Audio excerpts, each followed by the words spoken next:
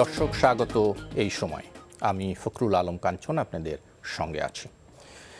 আমরা এই অনুষ্ঠানে সমসাময়িক বিভিন্ন গুরুত্বপূর্ণ বিষয় নিয়ে আলোচনা করি। আজ আলোচনা করব করোনা পরিস্থিতি। এই জন্য আমরা তিনজন অতিথিকে আমন্ত্রণ জানিয়েছি।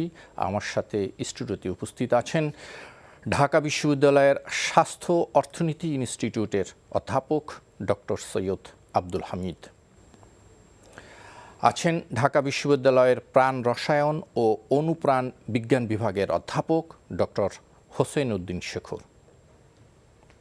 এছাড়াও অনলাইনে আমাদের সাথে যুক্ত আছেন বাংলাদেশ প্রাইভেট মেডিকেল কলেজ অ্যাসোসিয়েশনের প্রেসিডেন্ট জনাব এম.এ. মবিন খান। আমি তিনজনকেই স্বাগত জানাচ্ছি। আমি শুরুতেই ডক্টর সৈয়দ আব্দুল হামিদ আপনাকে দিয়ে শুরু করতে চাই। যদি এই করোনা পরিস্থিতিতে গত কয়েকদিনের মধ্যে যেটা সবচেয়ে বেশি আলোচনা এসছে সেটা হলো সংক্রমণের ঊর্ধ্বগতি, মৃত্যু, পাশাপাশি অক্সিজেন সংকট নিয়ে এক ধরনের ভীতি বা শঙ্কা আমাদের বিশেষজ্ঞদের মধ্যে কাজ করছে। বলা হচ্ছে যে অক্সিজেন সরবরাহ বা অক্সিজেন যা আমাদের আছে সেটা দিয়েই মোকাবেলা করতে হবে, সুতরাং এর ব্যবস্থাপনাটাকে ত্রুটিটা আমাদের সারাতে হবে, অথবা সংকট সামনে হয়তো ভয়াবহ সংকট হবে, যেই ধরনের সংকট ভারত মোকাবেলা করেছে। এই বিষয়ে শুনতে চাই আমাদের অক্সিজেন সরবরাহের বিষয়টি আপনার কাছ থেকে। দেখুন, আপনি রাইটলি পয়েন্টেড আউট করেছেন যে এই মুহূর্তে করোনার আসলে যে চিকিৎসা সেটাই হচ্ছে যে অক্সিজেন, কারণ আর অন্য কোনো ট্রিটমেন্ট একটা সময় পরে আর কাজে লাগে না। তো সেক্ষেত্রে এখন দেখেন যে বাংলাদেশে যে অক্সিজেনের হসপিটালে যে সাপ্লাই দিতে হবে, বিশেষ করে আমাদের এখন ডিস্ট্রিক্ট হসপিটালেও যেহেতু রোগী আছে, করোনা ট্রিটমেন্ট হচ্ছে এবং উপজেলাতেও হচ্ছে কোনো কোনো জায়গায়। তাহলে এখানে দেখেন যে আমাদের দুটো বিষয় খেয়াল রাখতে হবে। একটা হচ্ছে যে এই অক্সিজেনের মজুদ, দ্যাট মিনস দেশে কী পরিমাণ আমরা এটা মজুদ করতে পারছি প্রতিদিন, যেহেতু এটা লাগছে। আরেকটা যেটা সেটা হলো হসপিটালগুলোতে এটা সুস্থ ডিস্ট্রিবিউশন, দ্যাট মিনস মজুদ আছে কিন্তু হসপিটালে সেটা পৌঁছালো না, তাহলে কিন্তু ক্রাইসিস হয়ে যাবে, যেটা আমরা দেখেছি সাতক্ষীরা এবং অন্য জায়গায় রুগী ছটফট করে মারা যাচ্ছে। সো দেখা যাচ্ছে হয়তো মজুদ অন্য জায়গায় আছে, তাহলে মজুদ অন্য জায়গায় থাকলে হবে না, সেটা পৌঁছাতে হবে এবং সেখানে এডুকেট মজুদটা হসপিটালেই থাকতে হবে। এখন ধরেন যে যে যে আমাদের যে মজুদের বিষয়টা, সেখানে যদি আমরা আসি তাহলে কারা অক্সিজেন সাপ্লাই দিচ্ছে। আমরা যেটা জানি যে দুটো কোম্পানি এখানে হসপিটালে মোটামুটি অক্সিজেন সাপ্লাই দেয়, একটা হচ্ছে লিন্ডে, একটা সম্ভবত এক্সপেক্ট্রা। এই দুটো কোম্পানি কিন্তু আমাদের দেশীয় কোম্পানি না, এটা দেখা যাচ্ছে যে বাইরের কোম্পানি এখানে আমাদের সাপ্লাই দিচ্ছে। এবং আমাদের দেশীয় কোম্পানি যারা হয়তো ইন্ডাস্ট্রিয়াল অক্সিজেন তৈরি করে তাদের হয়তো সক্ষমতা আছে, কিন্তু এখানে তারা এখন তাদের যে সক্ষমতা সেটা ব্যবহার করা হচ্ছে কিনা, যেহেতু ক্রাইসিস, তাদের সক্ষমতা যদি ব্যবহার করে আমরা এই মজুরটাকে আরও বাড়িয়ে দিতে পারি তাহলে কিন্তু আমাদের যে ক্রাইসিস আছে সেটা কমে যেতে পারে। কিন্তু স্টিল প্রবলেম যেটা রয়ে যাবে সেটা হলো যে ডিস্ট্রিবিউশন, কারণ ডিস্ট্রিবিউশন কোথায় কি আছে না আছে এই জায়গাগুলোতে আমাদের যদি একটা একদম যদি আমাদের অনলাইন সিস্টেম করে ফেলতে পারি এবং ডিজি হেলথের যে সার্ভিলেন্স সিস্টেম আছে সেই সার্ভিলেন্স সিস্টেমে যদি রেগুলার প্রতি ঘন্টা এটাকে মনিটর করা যায় যে কোন হসপিটালে অক্সিজেনের মজুদ কীরকম আছে, তাহলে এবং সেই অনুযায়ী যদি সেন্ট্রালি এটা ব্যবস্থা করা হয় তাহলে হচ্ছে এই সংকটটা কাটিয়ে ওঠা সম্ভব।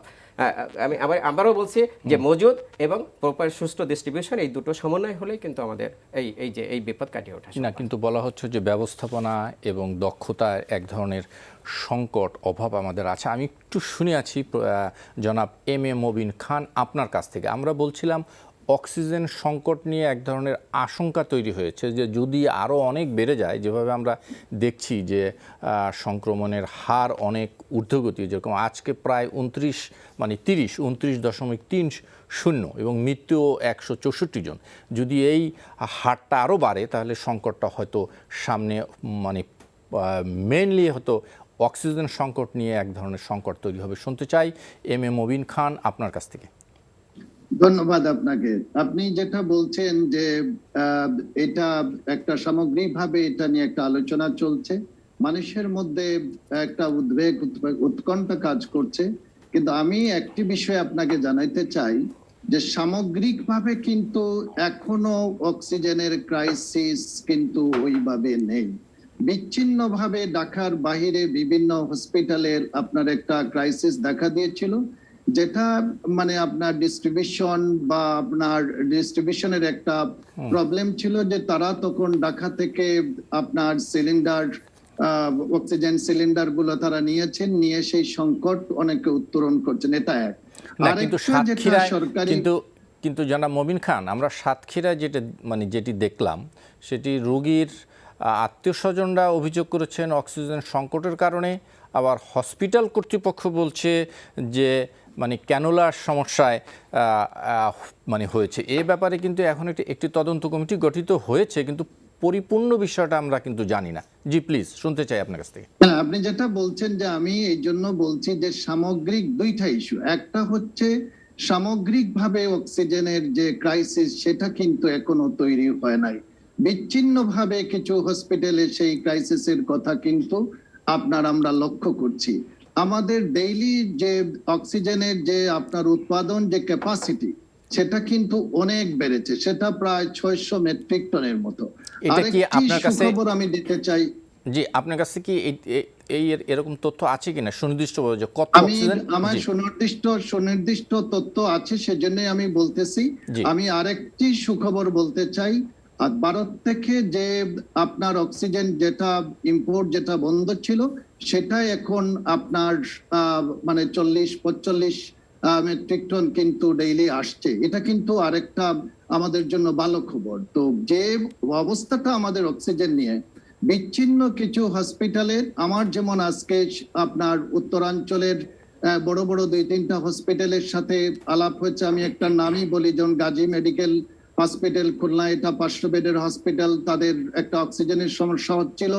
আমি পরে আজকে আলাপ করলাম, তারা বলল যে আমরা ঢাকা থেকে আমরা পর্যাপ্ত পরিমাণ নিয়ে আসছি, এখন আমাদের সেখানে সমস্যা নাই। সেখানে তারা 50 বেড ছিল, সেটাকে তারা উন্নীত করে 150 বেডে আপনার উন্নীত করেছে। আমি এই জন্য বললাম যে বিচ্ছিন্নভাবে কিছু হসপিটালে এই সংকট দেখা দিয়েছে, কিন্তু সামগ্রিকভাবে এখনো ওই ধরনের সংকট সৃষ্টি হয়নি।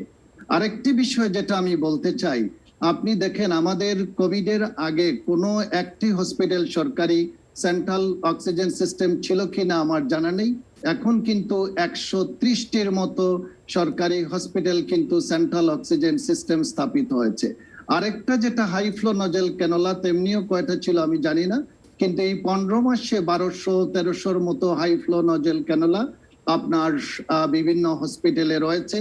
আমি যেটা বলবো, এখন যদি আপনি আমাকে প্রশ্ন করেন যে এটা কি এনাফ, আমি সেটা বলবো যে 18 কোটি মানুষের দেশ, এখানে 1200 আর 1300 হাই ফ্লো নজেল ক্যানোলা দিয়ে এই আপনার এই সংক্রমণ ঠেকানো যাবে না।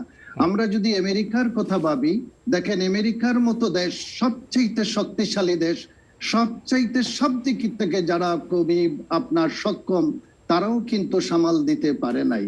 আমেরিকাতেও কিন্তু 6,21,000-এর মতো লোক মারা গিয়েছে এবং সেখানে 3.5 কোটির মতো লোক ইনফেক্টেড হয়েছে। ইউরোপের অবস্থা যদি আমরা দেখি, ইতালির প্রধানমন্ত্রী এক স্টেজে তার অসহায়ত্ব প্রকাশ করতে গিয়ে বলেছিলেন যে আমি আমার পক্ষ থেকে যা করার সবকিছু করেছি, এখন সমাধান আকাশের দিকে, অর্থাৎ গডের দিকে তিনি ইঙ্গিত করেছিলেন।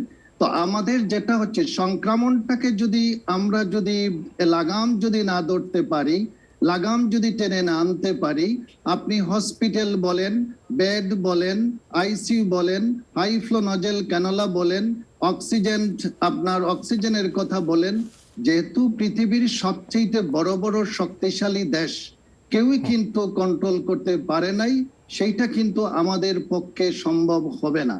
এখন পর্যন্ত আমি যেটা বলবো যে ওভারঅল সিচুয়েশন যেটা দাঁড়িয়েছে, এটা ঢাকার হসপিটাল গুলাও কিন্তু টাইটাই অবস্থা। আপনার যে সেকেন্ড ওয়েভ যেটা ছিল, সেইটাতে কিন্তু ঢাকার অবস্থাটা কিন্তু খুব হিমশিম খাইতে হচ্ছিল। সেটা কিন্তু আমরা কোন রকম আমরা সেটাকে ওভারকাম করতে পারছি। ফার্স্ট ওয়েভটাকেও আমরা কিন্তু ওভারকাম করতে পারছি। এখন যে অবস্থা দাঁড়িয়েছে, এটা কিন্তু একটি ভয়াবহ অবস্থা। আগের অবস্থা ছিল ঢাকা শহর, ঢাকা, নারায়ণগঞ্জ বা এখন তো গ্রামের দিকেই বেশি, 50% রোগী অলমোস্ট ঢাকার বাইরে, গ্রামে। আমি আবার আসবো আপনার কাছে,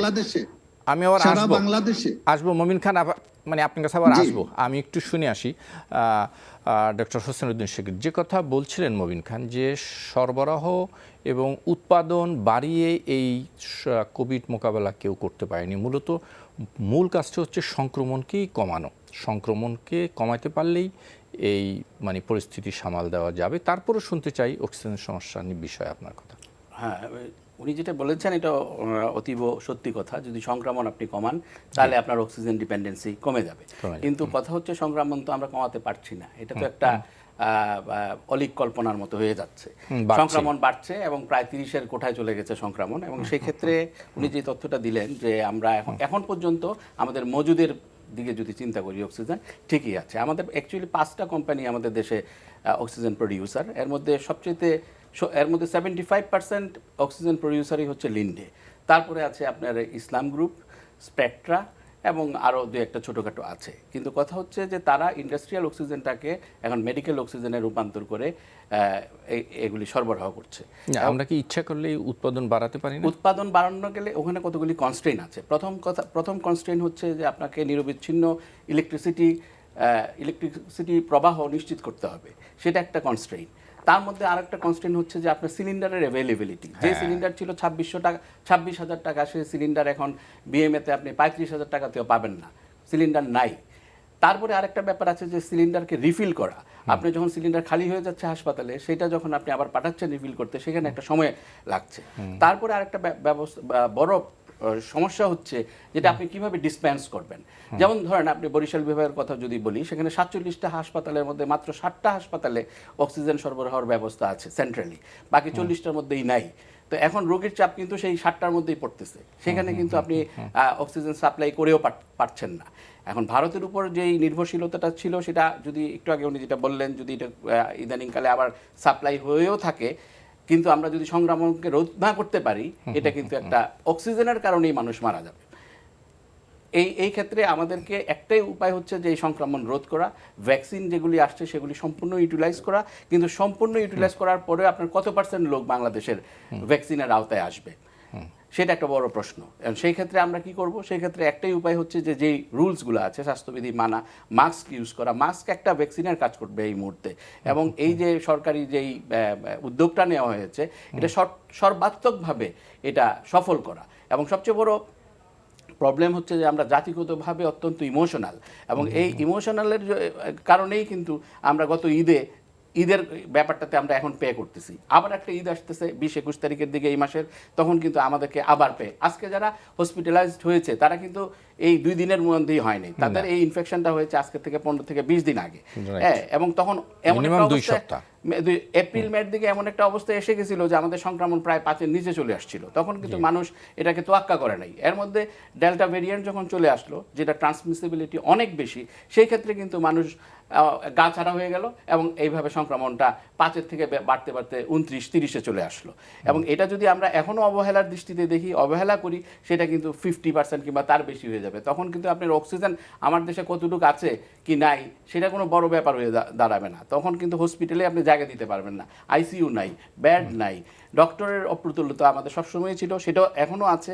এবং কোভিড ডেডিকেটেড আপনি কয়টা বেডকে আপনি কোভিড ডেডিকেটেড করেন? এখন তো আমরা যেটা দেখছি, ঢাকার বাইরে খুলনা, কুষ্টিয়া এসব অঞ্চলে হসপিটালগুলোতে অলমোস্ট সিট নাই, অলমোস্ট স্যাচুরেটেড। তো সেটা যদি আরো বাড়ে তাহলে কি হবে? সেটা যদি আরো বাড়ে তো অবশ্যই এটা একটা ভয়াবহ ব্যাপার। আপনি আমার একটা নিউজের দৃষ্টি আকর্ষণ করেছে যে ইন্ডিয়াতে যারা ফিলান্থ্রপিস্ট, যারা বা ইন্ডাস্ট্রিয়ালিস্ট, তারা কিন্তু তাদের এই যেমন ব্যাংকগুলি তারা অক্সিজেন কনসেন্ট্রেটর কিনে হাসপাতালে ডোনেট করছে। একটা অক্সিজেন কনসেন্ট্রেটরের দাম 50,000 থেকে 1 লাখ টাকা, depending on the capacity of its production, সেটার দাম ভেরি করে। তো 50 থেকে 1 লাখ টাকা দিয়ে যদি আপনি অক্সিজেন কনসেন্ট্রেটর দেন, তাহলে কিন্তু অক্সিজেন, এই কনসেন্ট্রেটরগুলির বড় বৈশিষ্ট্য হচ্ছে যে বাতাস থেকে অক্সিজেন নিয়ে সরাসরি রোগীকে দিতে পারে। সেই ক্ষেত্রে আপনার কিন্তু আপনার একটা উৎপাদনের দিকে একটা প্ল্যান্টের দরকার হয় না। এটা একটা ছোট্ট ডিভাইস, সেই ডিভাইস দিয়ে সরাসরি আপনি জানেন যে বাতাসের 78% হচ্ছে নাইট্রোজেন, 21% হচ্ছে অক্সিজেন, আর বাকিগুলো হচ্ছে অন্যান্য গ্যাস। এই 21% অক্সিজেনটাকে সে সেপারেট করে সরাসরি ইয়াকে দিতে পারে, পেশেন্টকে দিতে পারে। হ্যাঁ, এবং সেটা কিন্তু অ্যাভেলেবেল। যে কথাটি বললেন ডক্টর শেখর এবং মবিন খান, যে অক্সিজেনের সমস্যা আপাতত নাই, সংক্রমণকে কমিয়ে আনাই হবে সবচেয়ে মানে আমাদের জন্য সবচেয়ে স্বস্তির। কিন্তু আমার কাছে যেটি এই মুহূর্তে তথ্য হলো যে ঢাকার বাইরে অধিকাংশ ডিস্ট্রিক্টেই কিন্তু এখন 17টি জেলায় সেন্ট্রাল অক্সিজেন প্ল্যান্ট নাই। এগুলো কাজ করছে ইউনিসেফ। গত বছর সরকার একটা উদ্যোগ নিয়েছিল, কিন্তু সংক্রমণ কমে যাওয়ায় সেই উদ্যোগ আবার ভাটা পড়ে এবং আমরা অধিকাংশ ক্ষেত্রেই দেখছি যে সিলিন্ডার দিয়ে এই সংকট মোকাবেলার করা হচ্ছে, কিন্তু সিলিন্ডার পরিবহন, তারপরে এক ধরনের মানে যাতায়াত ব্যবস্থা, এগুলো সব নিয়ে কিন্তু এক ধরনের সংকট তো থাকেই। কি বলবেন, এই ব্যবস্থাপনার জায়গায় উন্নতি করা যায় কিনা? দেখুন যে এখন যে অবস্থা ধরেন যে এই মুহূর্তে আমার অক্সিজেন দরকার, তো এই মুহূর্তে হয়তো সেন্ট্রাল অক্সিজেন সিস্টেম সেটা এস্টাবলিশ করা হয়তো সময়ের বিষয়। তাহলে আমরা কি করব?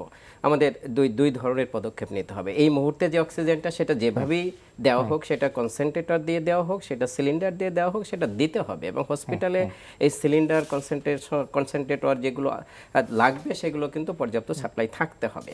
দ্বিতীয় সেটা হলো যে আমাদের ওই যে আপনি যেটা বললেন যে আমাদের এই যে সেন্ট্রাল অক্সিজেন সিস্টেম সেটা এস্টাবলিশ করতে হবে। এটা তো বোকামি হয়েছে সেটা হলো যে কোভিড আসবে না বা কোভিড শেষ হয়ে গেছে, সো আমরা এই সেন্ট্রাল অক্সিজেন সিস্টেম এস্টাবলিশ করবো না। এটা তো হতে পারে না। এটা তো একটা প্ল্যান থাকতে হবে যে আমার হসপিটালগুলোতে, ডিস্ট্রিক্ট হসপিটাল, মেডিকেল কলেজ হসপিটালে এখনকার দিনে শুধু অক্সিজেন তো শুধুমাত্র কোভিডের জন্য লাগে না, অন্যান্য ডিজিজের জন্য লাগে। তাহলে এটা থাকতে হবে এবং এটা অনেক সময় প্ল্যানের ভিতরে থাকে সাধারণত। কিন্তু আমাদের দেশে দেখা যায় সেটা হলো যে এই প্ল্যানগুলো ঠিকমতো বাস্তবায়ন হয় না। দুই হচ্ছে যে হয়তো কোনো জায়গায় হয়তো সেন্ট্রাল অক্সিজেন ছিল, কিন্তু দেখা যাচ্ছে সেন্ট্রাল অক্সিজেন চালানোর জন্য যে সমস্ত হিউম্যান রিসোর্স এবং আদার যে ক্যাটেগরি যে দক্ষতা লাগে সেটা কিন্তু নাই। সো ফলে কিন্তু আমাদের এই বিপদগুলো হয়েছে। সো আমাদের এখন অক্সিজেন দিলে হবে না, অক্সিজেন দেওয়ার জন্য যে হিউম্যান রিসোর্স সেটা তৈরি করতে হবে। এখন হিউম্যান রিসোর্স সেটাও করে আমরা কি এই মুহূর্তে এমডি এমএস টাইপের হিউম্যান রিসোর্স তৈরি করবো, নাকি কুইক ট্রেনিং দিয়ে যে ব্যবস্থা করা যেতে পারে? আমাদের যেহেতু ইমার্জেন্সি, সো আমাদের ইমার্জেন্সির মতোই তো অবস্থা হতে হবে। আমাদের মনে রাখতে হবে আমরা কিন্তু গাদার বন্দুক দিয়ে যুদ্ধ করে স্বাধীনতা লাভ করেছি। তাহলে এখনো কিন্তু আমাদের লাগলে সেরকম কুইক কিছু জোগাড় করে আমাদেরকে মাঠে নেমে যেতে হবে, তাই না? তাহলে সেই বিষয়গুলো যদি আমরা মাথায় রেখে সামনে এগোই তাহলে এই মোকাবেলা করা সম্ভব। জি, জনাব মবিন খান, আপনার কাছ থেকে শুনতে চাই। বলা হচ্ছে যে আজকের পত্রিকার নিউজ হচ্ছে যে এইটা অক্সিজেন সরবরাহ করা হচ্ছে ট্যাঙ্কারের মাধ্যমে। অনেক ক্ষেত্রে দেখা গেছে সিলিন্ডার এবং ট্যাঙ্কারের ঘাটতি আমরা লক্ষ্য করছি। আপনার কাছ থেকে শুনতে চাই একটু। আমি যেটা আগে বললাম যে সামগ্রিকভাবে যেটা আমি বলছি যে আমি জেনেই বলছি, আমার সাথে কনসার্ন অনেকের আলোচনা হয়েছে, কিন্তু বিচ্ছিন্নভাবে এটা ট্রু যে অনেক হসপিটালে ধরেন আপনার যে ক্রাইসিস সেটাকে আবার কিন্তু মিট আপ করা হচ্ছে। কিন্তু আমি যে কথাটা বলবো যে আমাদের এই মুহূর্তে যখন সংক্রমণ আপনার ঊর্ধ্বগতির দিকে এবং এটা গ্রাম পর্যায়ে ছড়িয়ে পড়েছে,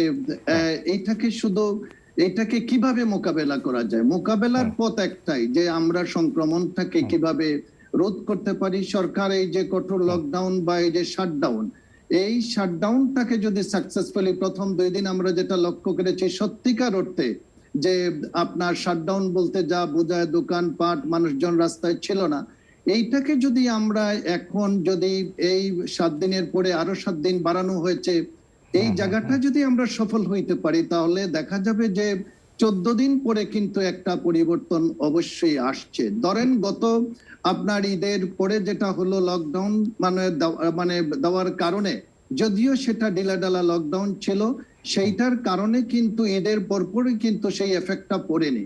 আর এখন যেটা যে এফেক্টটা পড়ছে, এইটাকে এই যে লকডাউন বা শাটডাউন যেটা দেওয়া হয়েছে, এটাকে যদি এই 14 দিন যদি আমরা সত্যিকার অর্থে শাটডাউনটাকে কার্যকর করা যায়, তাহলে কিন্তু আমি যেটা বলতে চাই যে আপনার কোভিডের যে লাগাম টেনে রাখা সেটা সম্ভব হবে।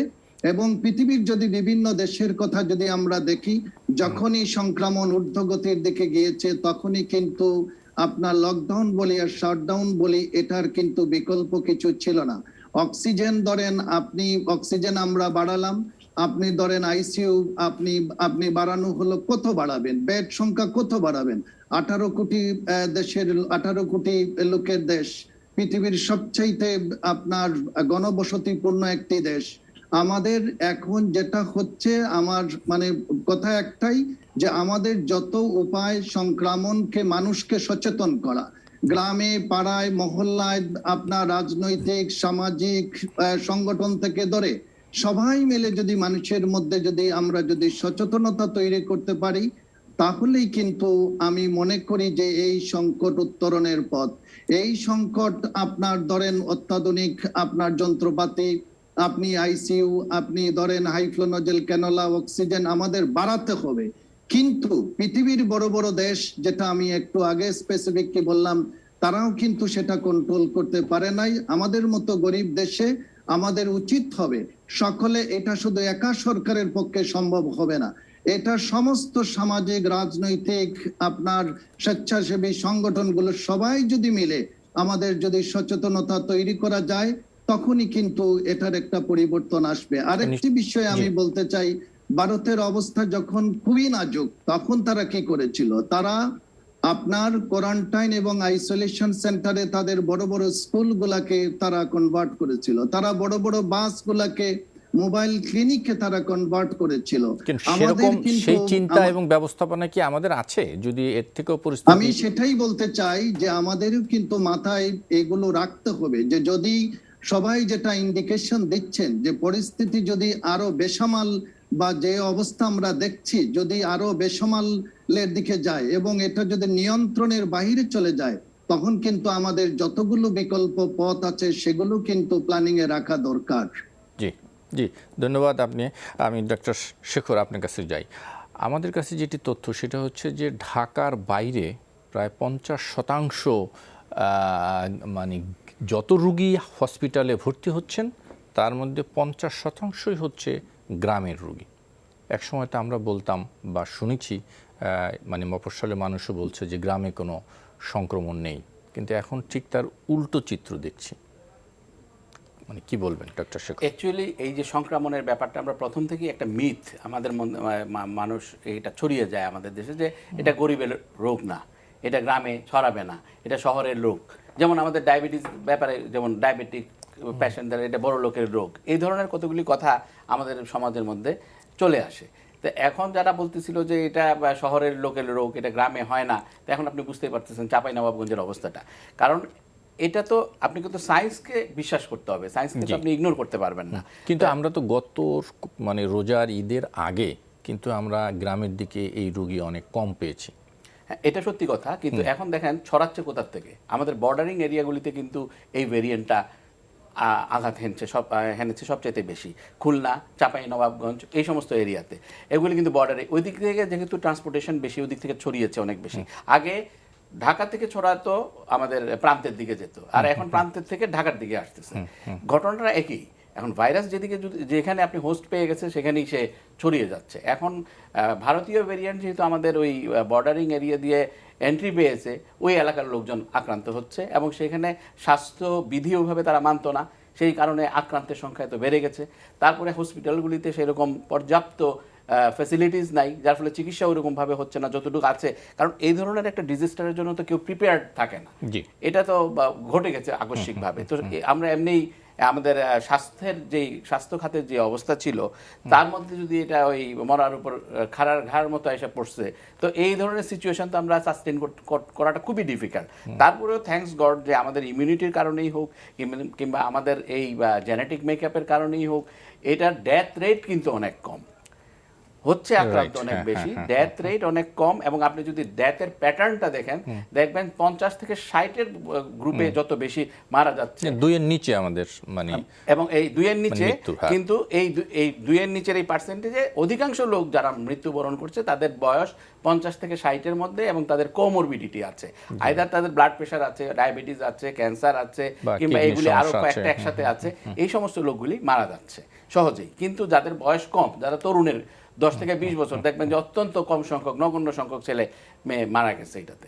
তো এখন কথা হচ্ছে যে এটা কিন্তু ওই ধনী দরিদ্র, গ্রাম শহর নির্বিশেষে এটা আক্রমণ হচ্ছে, এবং এটা মানতে হবে। এই সত্য কথাটুকু আমাদেরকে উপলব্ধির মধ্যে আনতে হবে। এটা প্রচার মাধ্যম, আমার মনে হয় যদি একটা ডেডিকেটেড টিভি চ্যানেল থাকতো, যে সবাই খালি এটা দিয়ে কিন্তু আমরা অনেক কিছু শিখতে পারি। নট অনলি যে কোভিড দিয়ে আমাদের শেষ হবে, আমাদের আগে একসময় ম্যালেরিয়া ছিল, কলেরা ছিল, এগুলি কিন্তু চলতেই আছে আমাদের। তো সো এগুলি মানুষকে এডুকেট করার জন্য একটা ডেডিকেটেড চ্যানেলই দরকার। এবং এইগুলা এখন যদি থাকতো যে কয়টা মেডিকেল কলেজে কয়টা আইসিইউ খালি আছে, কয়টায় কত সিলিন্ডার অক্সিজেন আছে, কোথায় মানে বেড আছে, ডেডিকেটেড বেড কতগুলো আছে, তাহলে মানুষ কিন্তু অ্যাডভান্স জেনে যেত, কোন ফোন নাম্বারে ফোন করলে সমস্ত তথ্য পাওয়া যাবে। এগুলি কিন্তু আমাদের আস্তে আস্তে প্রত্যেকটা ডিজাস্টারের মাধ্যমে কিন্তু মানুষ শিখে।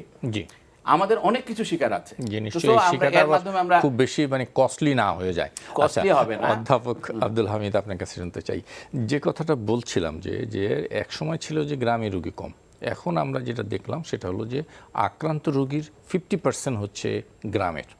এবং এখন সামনে যে আমাদের একটি মানে কোরবানি ঈদ আছে, যেটা যদিও বলা হচ্ছে সরকারি মানে প্রচারণা, আমরাও বলছি মিডিয়া, যে মানে ডিজিটাল হাট দিয়ে গরু মানে কেনাবেচা করা হোক, কিন্তু তারপরেও তো এক ধরনের শঙ্কা থাকেই যে সামনে ঈদকে সামনে রেখে মানে কোরবানির হাট সংক্রমণ আরও বাড়ার আগে এক ধরনের আশঙ্কা তো রয়েই যায়। কি বলবেন? যে না, ঠিকই, কারণ স্যার যেরকম বলছিলেন যে গতবার যে সংক্রমণগুলো ছিল, মানে এর আগে যে যত সংক্রমণ ফার্স্ট ওয়েভ সেকেন্ড ওয়েভ আমরা যেটা দেখেছি, যেহেতু অসুখটা বাইরের থেকে এসেছিল, ইটালি থেকে আমাদের এখান থেকে এসেছিল, এবং ঢাকা বা ঢাকার আশেপাশে যে বড় শহরগুলো সেই জায়গাগুলো ইয়েটা বেশি ছিল, সংক্রমণটা বেশি ছিল, এবং সেখান থেকে মানুষ গ্রামে গঞ্জে যেখানে গেছে সেখানে অন্য শহরে গেছে।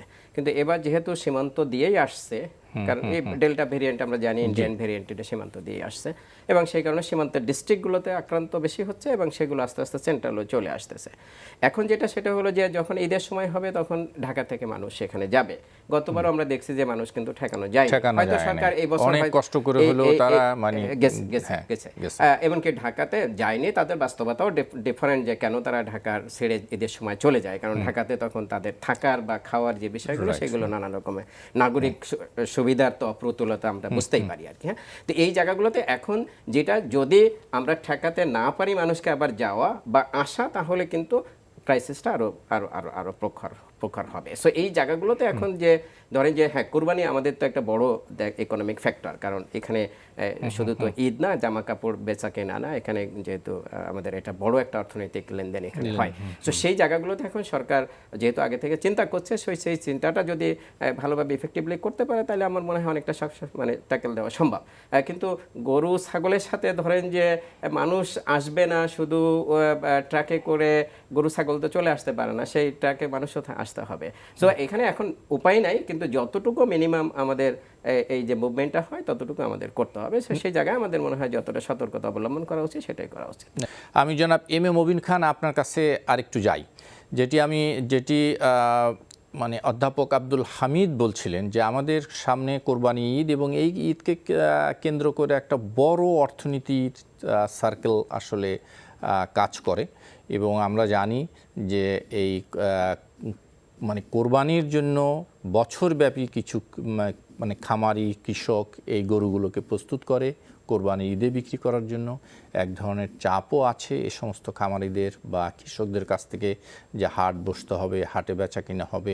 যদিও সরকারের পক্ষ থেকে বা বলা হচ্ছে যে অনলাইনে কেনাবেচা হোক, আবার এদের একটি অংশ চাচ্ছে ঢাকায় গরুগুলোকে আনা, তা না হলে তারা যে দাম বা যে পরিমাণ বিক্রি করতে চাচ্ছে সেটা হয়তো হবে না। এই সব কিছু মিলে আপনার কাছ থেকে একটু শুনতে চাই, আসলে কোন দিকে যাচ্ছি আমরা, জনাব এম এ মবিন।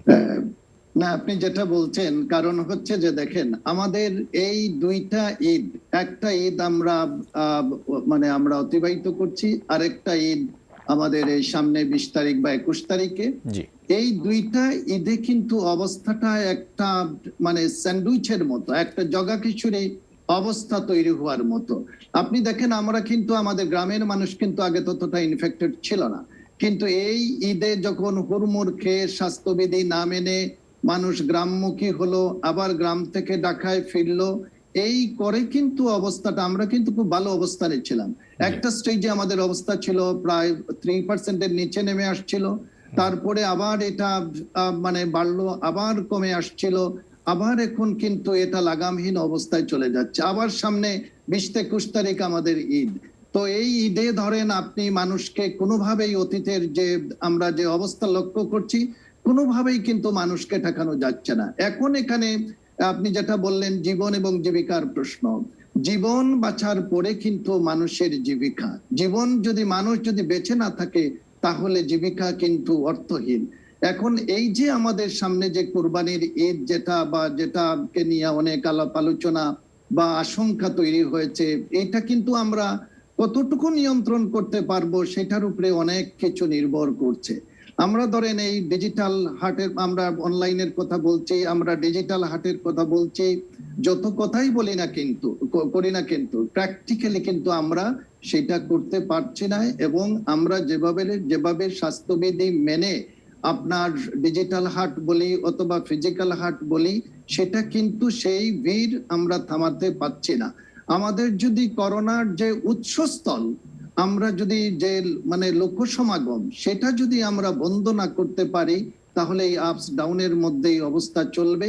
কিন্তু এখন আমাদের যে অবস্থাটা, আমি মনে করি এই সামগ্রিক অবস্থা বিবেচনা করে সরকার যেভাবে কঠোর লকডাউনের দিয়েছে, সেটা আমি ব্যক্তিগতভাবে মনে করি যে as a citizen of the country, যে এটাকে ঈদ পর্যন্ত কন্টিনিউ করা, মানুষ যে যেখানে আছে সেই মুভমেন্টটাকে কিভাবে কন্ট্রোল করা যায়, তাহলে কিন্তু আমার যেটা ধারণা যে আমরা কিন্তু যেটা বললাম যে আপনার করোনার যে লাগামটাকে আমরা ধরে রাখতে পারবো। না, সেটা তো নিশ্চয়ই যে লকডাউনটা দীর্ঘস্থায়ী হলে নিশ্চয়ই সংক্রমণ কমবে, সেটা হয়তো আমরা আরো 2 সপ্তাহ পরে সেই রেজাল্টটা পাবো। কিন্তু বলা হচ্ছে যে এই কোরবানিকে ঘিরে শত শত কোটি টাকার ইনভলভ থাকে, যারা হয়তো খামারে বা খামারিরা এই ব্যবসায় পুঁজি বিনিয়োগ করেছে, ঋণ নিয়ে বিনিয়োগ করেছে, তাদের পশুগুলো এখন সামর্থ্য হয়েছে বিক্রি করবে, তারা এক ধরনের সংকটের মধ্যে আছে এবং এক ধরনের প্রেশারের মধ্যেও কিন্তু আছে। তারা চাচ্ছে যে ফিজিক্যালি হাট হোক, এগুলোকে ঢাকায় নিয়ে আসা বা বড় বড় শহরে নিয়ে আসা, এগুলো মোকাবিলা করার জন্য তো এক ধরনের চাপ আছে।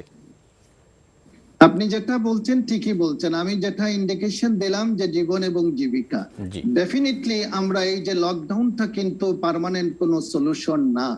লকডাউনটা হচ্ছে সংক্রমণটাকে কমানো এবং হাসপাতালের উপরে চাপটাকে কিভাবে কমানো যায়, এইটাই হচ্ছে লকডাউনের মেইন লক্ষ্য। কিন্তু এই যে ঈদে আপনি যেটা আমাদের যে বাণিজ্যের কথা বা আমাদের যে যারা অনেক বিনিয়োগ করছে ব্যবসা বাণিজ্য বা ঈদের সময়, তারা এই যে হাট বাজারকে কেন্দ্র করে যে বাণিজ্য বা যে ব্যবসার কথা, আমাদের এখন সামনে প্রত্যেকটাই, আমরা আমাদের নেশনকে যদি বাঁচাতে চাই সকলের কিন্তু একটি ত্যাগ স্বীকার করতে হবে। আর জীবন জীবিকার যে প্রশ্ন, সেটা হচ্ছে আমাদের ধরেন 2 সপ্তাহ বা 3 সপ্তাহ আমরা লকডাউনের কথা বলছি, কিন্তু আমাদের যারা দিন আনে দিন খায় তাদের কথা, তাদেরকে কিভাবে আপনার প্রণোদনা বলেন বা তাদেরকে সাহায্য বলেন বা তাদেরকে ত্রাণ সামগ্রী বলেন, সেইটাও প্যারালালি একটা কম্প্রিহেন্সিভ একটা প্যাকেজের কথা ভাবতে হবে। কারণ যে দিন আনে দিন খায়, সেটা যদি দিনের পর দিন লকডাউন হয়,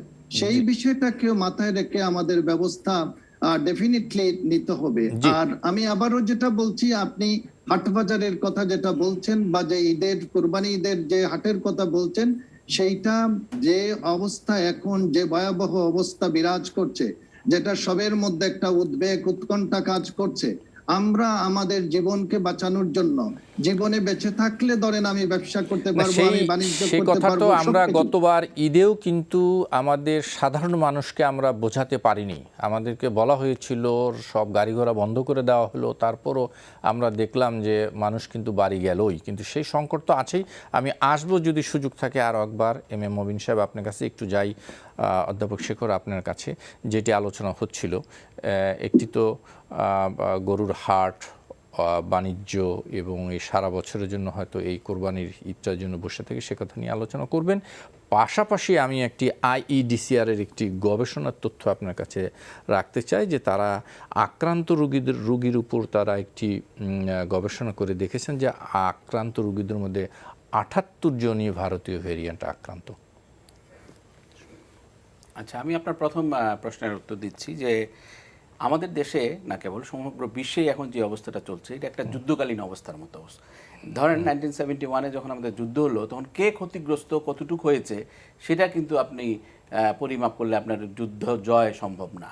হ্যাঁ, এটা একটা যুদ্ধকালীন সিচুয়েশনে আজকে আমার এই বছর গরু বিক্রি হলো কি হলো না তার চাইতে অনেক বেশি ইম্পর্টেন্ট যে আমার কত পার্সেন্ট লোক আক্রান্ত হচ্ছে। যেটা 3-এর কাছাকাছি চলে আসছিল সেটা 30-এ চলে যাচ্ছে। এখন যদি আমরা এগুলি অ্যালাউ করি সেটা 50, 70, 100% লোক হয়ে যেতে পারবে। তো এখন সেটাকে কি আমরা অ্যাফোর্ড করব না আমরা আমাদের এই সাময়িক ক্ষতিগুলি মেনে নিব, এবং সেই মেনে নেওয়াটার মধ্যে আমাদের একটা কতটুকু মিটিগেট করে আমরা মেনে নিতে পারি এই ধরনের একটা সিচুয়েশন আমাদের যেতে হবে। তবে অবশ্যই কে না স্যাক্রিফাইস করছে। আজকে যদি আপনি বিশ্ববিদ্যালয়ের কথা বলেন, বছরের উপরে স্কুলের ছাত্ররা, কলেজের ছাত্ররা, বিশ্ববিদ্যালয়ের ছাত্ররা স্যাক্রিফাইস করেছে, সবাই স্যাক্রিফাইস করতেছে। এরকম একটা সিচুয়েশনে আমাদেরকে একটা কম্প্রোমাইজিং অ্যাটিটিউড থাকতেই হবে। আর ভারতীয় ভেরিয়েন্টের কথা যেটা বলছেন, এটা তো পেরিফেরিতে 78 কিংবা এই পার্সেন্টেজটা কিন্তু মূল্যহীন। হ্যাঁ, কত পার্সেন্ট আক্রান্ত হয়েছে তার চেয়ে বড় ইম্পর্টেন্ট হচ্ছে কতটুকু আমাদের মানে কত পার্সেন্ট মানে আমাদের ট্রান্সমিশন হচ্ছে সেটা। ট্রান্সমিশন তো হচ্ছে, কিন্তু আমাদের কাছে যেটা মানে আশঙ্কার, তাহলে কি আমরা যারা আক্রান্ত হচ্ছে তারা অধিকাংশই কি তাহলে ভারতীয় ভেরিয়েন্ট? অধিকাংশই ভারতীয় ভেরিয়েন্ট, কারণ এটা ট্রান্সমিসিবিলিটি অনেক বেশি। এই ভেরিয়েন্টটা এভাবেই মিউটেটেড হয়েছে যেন সহজেই সংক্রামিত হয়। আর এটার মুশকিল হলো এটা যে সংক্রামিত ব্যক্তি তার ফুসফুসের অনেক ক্ষতি হয়ে যাওয়ার পরে উনি উপলব্ধি করতে পারেন যে তিনি কোভিডে আক্রান্ত।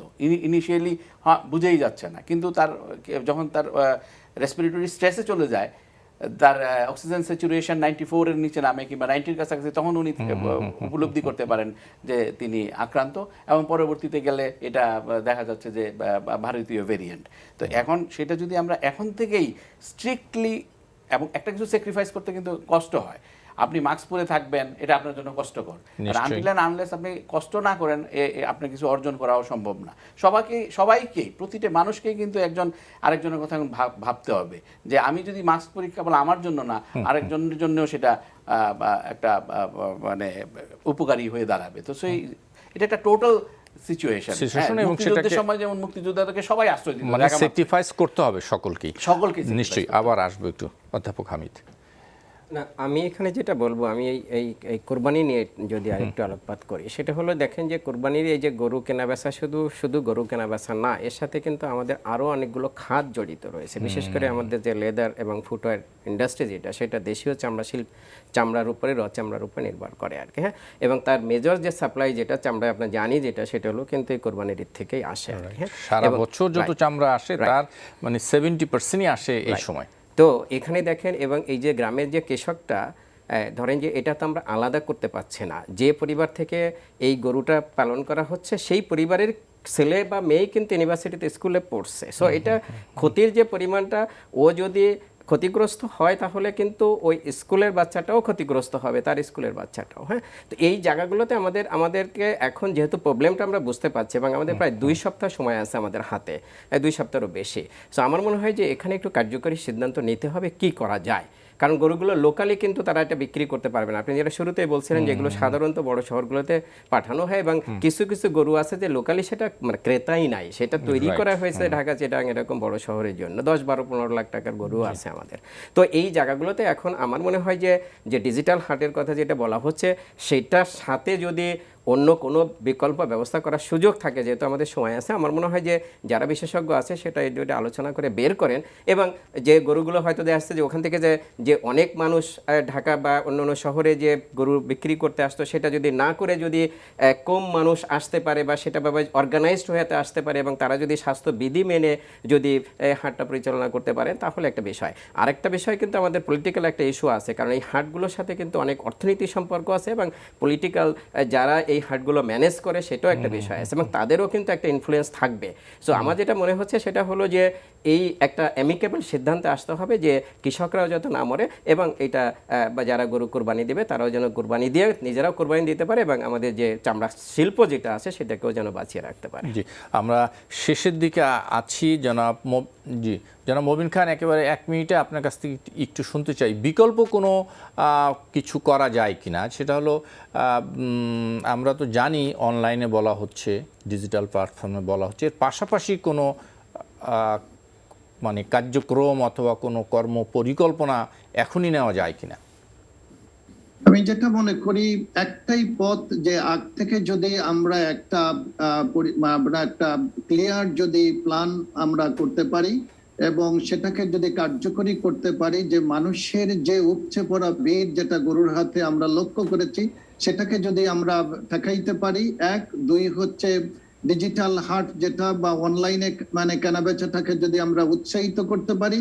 আর তিন, যেটা আমি বলবো, যে বাড়িতে বাড়িতে আপনার আলাদাভাবে আপনার এইভাবে কুরবানির ব্যবস্থা না করে পার্শ্ববর্তী কোনো একটা খোলা জায়গাতে যদি এই ধরনের ব্যবস্থা করতে পারি, তাহলে আমার মনে হয় যে এটা ভালো হবে। আর সর্বোপরি আমি যে কথাটা বলবো, আমরা যত কথাই বলি না কেন, আমি যেটা বলবো যে আমাদের মধ্যে সচেতনতা তৈরি করা, স্বাস্থ্যবিধি মেনে চলা, মাস্ক, ভ্যাকসিন, আমাদের যে ভ্যাকসিনের যেহেতু সময় শেষ, আমি আর ভ্যাকসিনের দিকে গেলাম না।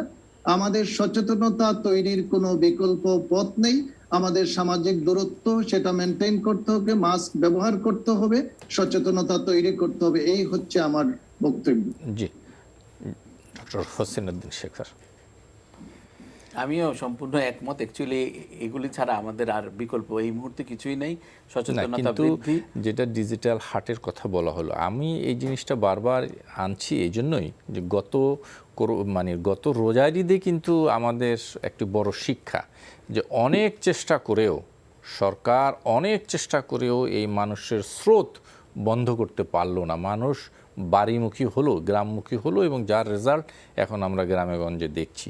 তো এখন এই কোরবানির সময়ে এই যে গরু আনার একটা প্রবণতা থাকবে, কারণ তারা কোটি কোটি টাকা ইনভেস্ট করছে। সেখানে কি করা যায়? অন্য কোনো আপনার কোনো বিকল্প কোনো চিন্তা আছে কিনা, যেটি বলছিলেন প্রফেসর হামিদ, যে শুধু গরু আনলো একজন দুজন করে, বা অন্য কোনো উপায় কিছু বলবেন কিনা? যদি গরুর আপনি যদি ট্রান্সপোর্টেশন অ্যালাউ করেন, তাহলে আবার সেই মাস মুভমেন্ট হবে। এটা আপনি কোনোভাবেই ঠেকাতে পারবেন না। আপনি যদি একজনকে আনেন তো 1000 জন চলে আসবে, এবং সেখানে গরুর হাট যদি আসে, আপনি হাট যদি অ্যালাউ করেন, মানুষ সেখানে যেতেই হবে, নাহলে বিক্রি করবে কার কাছে? এখন আপনি যদি গাবতলীতে হাট দেন, তাহলে সেখানে 1000 লক্ষ লোক যাবে। নিশ্চয়ই সেই সমস্যাটা আছে, একেবারেই শেষ আর সুযোগ নাই।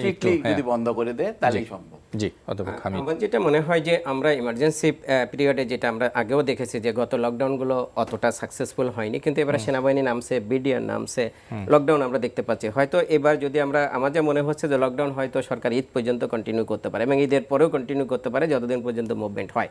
এখানে যেটা হতে পারে, আমরা দেখেছি যে আমাদের যখন তত্ত্বাবধায়ক সরকারের আমলে কিন্তু বিডিআর এর বিভিন্ন রকমের শপ গড়ে তুলেছিল, যে তারা ক্রাইসিস মুভমেন্টের জন্য। এইরকম আমাদের পুলিশ, বিডিআর, আনসার যারা আছে, তাদেরকে দিয়ে কিন্তু হয়তো গরুগুলো লোকালি কিনে কোনোভাবে, বা তাদেরকে পরে পয়সা দেওয়া হবে, কোনোভাবে হয়তো ব্যবস্থা করা যেতে পারে। আমি যেটা বলার চেষ্টা করছি যে এখন আমরা এই মুহূর্তে হয়তো সমাধান দিতে পারবো না, বাট এটা নিয়ে আলোচনা হলে হয়তো একটা সমাধানে পৌঁছাতে পারবো। সেটা নিয়ে আলোচনা হওয়া দরকার, এবং নীতি নির্ধারণী মহল এখানে আমার মনে হয় যথেষ্ট গুরুত্ব দিয়ে বিষয়টা দেখা। নিশ্চয়ই আমরাও তাই আশা করি যে কোরবানি ঈদকে সামনে রেখে আবার গত রোজার ঈদের মতো না পরিস্থিতি হয়। আমার হাতে একেবারেই সময় নেই, আরেকটু আলোচনা করতে পারলে ভালো হতো। জনাব এম এ মবিন খান, অধ্যাপক ডক্টর হোসেন উদ্দিন শেখর এবং ডক্টর সৈয়দ আব্দুল হামিদ, আপনাদের তিনজনকে অনেক অনেক ধন্যবাদ। দর্শক, এই ছিল আমাদের আজকের আয়োজন। আগামী অনুষ্ঠানে আবার দেখা হবে। শুভরাত্রি।